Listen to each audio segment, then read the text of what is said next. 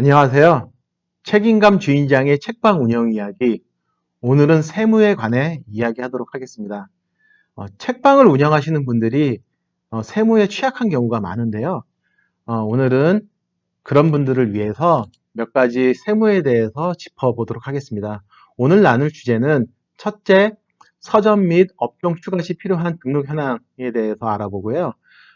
세무 신고에 대해서 알아보고, 사업 운영에 필요한 공인인증서, 그리고 마지막으로 국세청 홈택스와 정부24를 이용한 서류 발급에 대해서 알아보도록 하겠습니다. 우선 서점 및 업종 추가 시 필요한 등록 현황에 대해서 알아보겠는데요. 처음 사업자 등록을 하게 되면 업태와 종목을 선택하게 됩니다. 일반적으로 책만 판매하는 책만 소매로 판매하는 경우에는 소매, 책으로만 등록을 하면 되는데요. 책임감은 출판사도 같이 겸하고 있고 음료와 그 맥주까지 판매하다 보니까 도소매의 그 서비스업의 출판업, 그리고 인터넷 판매를 위해서 전자상거래업과 커피와 맥주를 팔기 위해서 음식점업이 등록되어 있습니다. 그리고 일반적으로 보면 그 서점 책만 취급하는 경우는 부가가치세 면세 사업자라고 해서 발급될 때 구분을 하게 되는데요. 이 경우에는 연 두 차례 있는 부가세 신고가 면제되기 때문에요. 이 점을 감안하시면 되고요. 일반 과세자로 등록할 경우에는 사업 간이과세자와 일반 과세자 두 가지로 나누게 됩니다. 보통은 매출 규모에 따라 나누게 되는데요. 연간 매출액이 4,800만 원 이내일 경우에는 간이과세자로 발급할 수가 있습니다. 그러나 첫 해에는 매출액이 확정되어 있지 않기 때문에요. 대부분 그 사업자를 내시는 분들은 간이과세자로 내는 경우가 많습니다. 그러나 그 서점의 경우는 책 자체가 부가세 면세 상품이기 때문에 그 부가세에서 오는 이득이 좀 적기 때문에 이 점은 좀 감안을 해서 여기 등록을 하셔야 됩니다. 일반 과세자와 간이과세자를 비교를 해보면요. 기본적으로 매출액에 따라서 구분이 되지만 일반 과세자는 공급가액의 그 10%를 부가세로 여기 포함해서 받게 되어 있습니다. 그러나 간이과세자의 경우에는 업종별 부가가치율이라고 하는데요. 보통 5%에서 30% 정도의 업종별 부가가치율이 있고요. 일반적으로 음료를 취급하고 있는 음식점업의 경우에는 10%의 세율이 붙기 때문에 전체 공급가액의 약 10% 정도, 1% 정도를 부담하게 됩니다. 그렇기 때문에 부가세 부분이 훨씬 더 그 감액을 많이 받는 부분이 되는 건데요. 책에서는 그 면세 상품이 책에서는 해당 사항이 없기 때문에 다른 부분까지 좀 고려한 그 선택이 좀 필요합니다.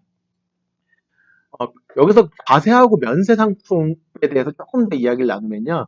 일반적인 상품은 대부분 부가세 10%가 포함된 금액으로 판매를 하게 돼 있는데요. 면세 상품이라는 것은 1차 농수산물, 가공하지 않은 농수산물을 이야기하는데요. 쌀이나 생선, 정육, 꽃 등이 이에 해당이 되고요. 교육비, 의료비, 도서비가 이에 해당이 됩니다. 앞서도 말씀드린 바와 같이 면세 사업자는 사업장 현황 신고를 연초에 제출하게 되면 부가세 신고 면제 대상이 되는 거고요. 서점에서는 책만 팔 경우에는 면세 사업자로 등록하는 것이 맞고요. 그러나 요즘 서점에서는 굿즈나 음료, 그 원데이 클래스 같은 여러 가지 강좌들이 많이 있는데요. 이런 부분들은 일반 과세 상품이기 때문에 이 부분을 감안해서 그 신고를 하셔야 됩니다. 특히 서점에서 진행하는 원데이 클래스의 경우 앞서 말씀드린 교육비가 면세라고 했는데 이는 교육청의 인허가 받은 교육 서비스업을 등록한 경우에만 해당이 됩니다. 일반적으로 서점에서는 성인 대상으로 한 번에 9명 이내에 그 원데이 클래스를 진행하는 경우는 교습소라는 그 종목을 갖다가 포함하고 교육청 신고 없이 운영이 가능합니다. 그러나 이때에는 면세가 아닌 과세로 적용해야 됨을 참고하시기 바랍니다. 커피나 음료를 취급하는 경우에는 음식점업을 등록을 해야 되는데요. 이를 위해서는 영업신고증을 발급받아야 되고, 이에 앞서 보건증과 위생교육 이수가 먼저 선행돼야 됩니다. 어, 인터넷에서 판매를 하기 위해서는 전자상거래업을 등록을 해야 되는데요. 이때에는 구청에 통신판매 신고증을 신고하고, 어, 은행에서 구매 안전 서비스 이용 확인증을 발급받아야 가능합니다. 이 점 참고하시기 바랍니다. 두 번째 주제로 세무 신고에 대해서 말씀드리겠는데요.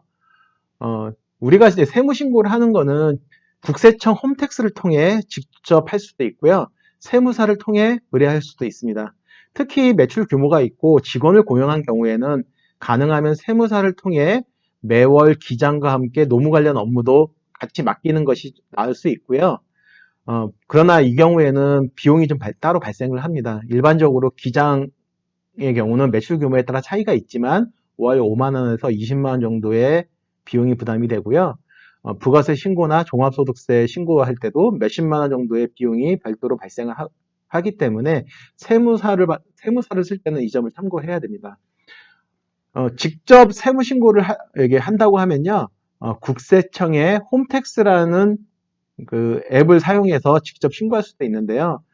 이게 일반적으로 작은 규모에 운영하는 경우에는 1년에 2차례 있는 부가세 신고와 그 종합소득세 신고를 하는 경우가 있습니다. 사업자 전용 카드를 발급해서 비용 쓸 때 사용자 전용 카드를 쓰는 경우들이 있는데요. 당연히 사업자 전용 카드로 쓰는 것이 좀 더 편리하긴 하지만 일반 카드도 그 사업자용으로 등록해서 사용할 수 있습니다. 이때에는 홈택스에 그 별도로 일반 카드를 사용 등록을 해야 되고요. 세무신고나 이런 그 세무신고를 할 때 그 일반 카드의 경우 등록한 시점 이전에 사용한 것은 별도로 체크를 해줘야 되기 때문에 가능하면 빨리 등록하는 것이 유리합니다. 개인 사업자의 경우에는 크게 아까 말씀드린 것처럼 부가가치세 과세사업자가 있고 부가가치세 면세사업자가 있습니다. 뭐 둘 다 혼합으로 하는 경우에도 부가가치세 과세사업자로 보면 되고요. 부가가치세 과세사업자에게는 일반 과세자와 간이 과세자로 구분할 수 있습니다. 이 개인 사업자는 1년에 그 신고하는 것이 3가지 유형이 있는데요. 1월과 7월에는 부가가치세 신고를 하고요. 간이과세자는 1월에 한 번만 합니다. 그리고 5월에는 종합소득세 신고를 하고 매월 원천세 신고를 합니다. 원천세 신고라는 것은 강사비나 혹은 직원이 있는 경우 근로소득에서 원천 징수한 비용, 강사비의 경우 12만 5천 원 이상을 월 12만 5천 원 이상 지급한 경우에는 원천 징수를 제외한 금액을 그 강사비로 지급하고 그 원천 징수한 세금을 매월 10일 신고를 별도로 해야 됩니다. 부가가치세 면세사업자의 경우에는 매년 1월 사업자 현황 신고를 하면서 그 부가가치세 신고 자체를 갖다가 면제받게 되는 거고요. 종합소득세와 원천세는 동일하게 신고합니다. 법인의 경우에는 과세법인과 면세법인 비슷하게 있고요. 법인의 경우는 부가가치세를 1년에 4차례 낸다는 것과 개인의 그 종합소득세 대신해서 법인세를 내는 부분이 있으니 이 점 참고하시면 됩니다.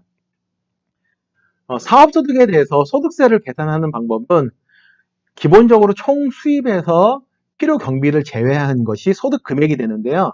이 소득 금액에 대해서 전체를 돈을 내는 것이 아니라 그 중에 소득 공제되는 금액을 제외하고 하면 과세 표준 금액이 나옵니다.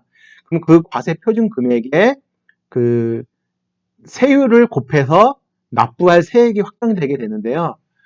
과세 표준액 기준으로 1200만 원 이내일 경우에는 6%, 1200만 원 이상 4600만 이내에는 15%, 4600만 이상 8800만 이하는 24%의 세금을 내게 됩니다. 개인 사업자는 이렇게 내게 되고요. 법인 사업자는 2억 원 미만은 10%, 200억까지는 20% 이런 세금을 제출하게 됩니다.